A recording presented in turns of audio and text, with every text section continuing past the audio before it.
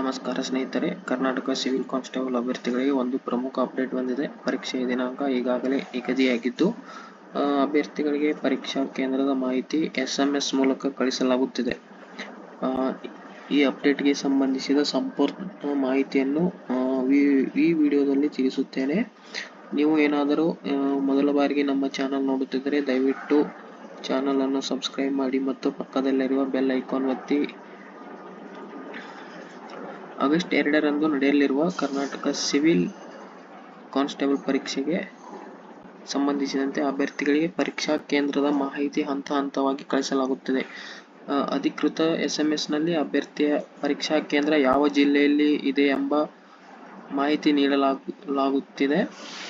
ಉದಾಹರಣೆಗೆ, ಕೆಲವರಿಗೆ ಬೆಳಗಾವಿ, ರಾಯಚೂರು ಪರೀಕ್ಷಾ ಕೇಂದ್ರ ಎಂದು ಸಂದೇಶ ಬಂದಿದೆ. ಜೊತೆಗೆ ಪರೀಕ್ಷೆಗೆ ಸಮಯಕ್ಕೆ ಸರಿಯಾಗಿ ತಲುಪಲು ಪ್ರಯಾಣ ಮತ್ತು ವಸತಿಯನ್ನು ಮುಂಚಿತವಾಗಿ ಮಾಡಿಕೊಳ್ಳುವಂತೆ ಸೂಚಿಸಲಾಗಿದೆ. ಗಮನಿಸಿ, ಗಮನಿಸಬೇಕಾಗಿರೋದಂದ್ರೆ ಹಾಲ್ ಟಿಕೆಟ್ ಇನ್ನೂ ಬಿಡುಗಡೆ ಆಗಿಲ್ಲ.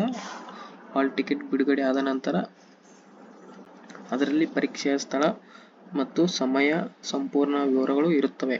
ಕೆಲವರಿಗೆ ಒಂದಕ್ಕಿಂತ ಹೆಚ್ಚು ಬಾರಿ ಪರೀಕ್ಷಾ ಕೇಂದ್ರದ ಕುರಿತು SMS ಬರಬಹುದು. ಅಂತಹ ಸಂದರ್ಭದಲ್ಲಿ ಯಾವುದೇ ಗಾಬರಿ ಪಡಬೇಡಿ. ಕೊನೆಯದಾಗಿ ಒಂದು ಅಧಿಕೃತ ಸಂದೇಶವನ್ನು ಅಂತಿಮ ಮಾಹಿತಿ ಎಂದು ಪರಿಗಣಿಸಿ.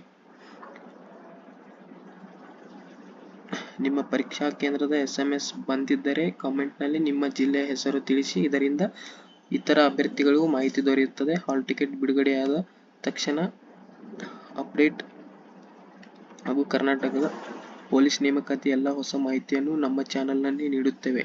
ಆದ್ದರಿಂದ ಇನ್ನೂ ಸಬ್ಸ್ಕ್ರೈಬ್ ಮಾಡಿಲ್ಲ ಎಂದರೆ ಈಗಲೇ ಮಾಡಿ. ಬೆಲ್ ಐಕಾನ್ ಒತ್ತಿ ಆಲ್ ನೋಟಿಫಿಕೇಶನ್ಸ್ ಅನ್ನು ಆನ್ ಮಾಡಿ. ಧನ್ಯವಾದಗಳು. ಮುಂದಿನ ವಿಡಿಯೋದಲ್ಲಿ ಮತ್ತೆ ಸಿಗೋಣ.